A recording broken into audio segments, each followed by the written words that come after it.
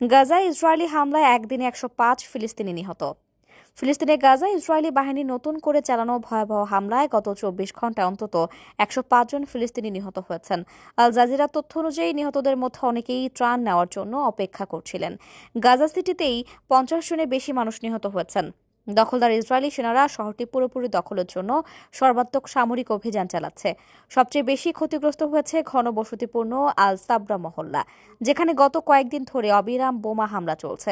সর্বশেষ হামলায় একটি ত্রাণ শিবিরে আঘাত হানলে অন্তত ৩২ জন হতাহত হন। অন্যদিকে গাজায় খাদ্য সংকট আরও মারাত্মক রূপ নিয়েছে। গত ২৪ ঘণ্টায় অনাহারে আরও ১৩ জনের মৃত্যু হয়েছে, যার ফলে মোট ক্ষুধাজনিত মৃতের সংখ্যা এখন ৩৬১ জন দাঁড়িয়েছে। ত্রাণ সরবরাহ মারাত্মকভাবে কমে যাওয়ায় দুর্ভিক্ষের ঝুঁকি ক্রমেই বাড়ছে।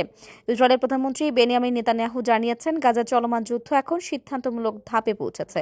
সেনাবাহিনীর রিজার্ভ সদস্যদের উদ্দেশ্যে দেওয়া ভাষণে তিনি বলেন, এই অভিযানের লক্ষ্য শুধুমাত্র হামাসকে পরাজিত করা নয়, বরং পুরো ইরানি অক্ষকে দুর্বল করা, যার মধ্যে গাজা, লেবানন, সিরিয়া, ইরান এবং ইয়েমেনের হুতিরা অন্তর্ভুক্ত।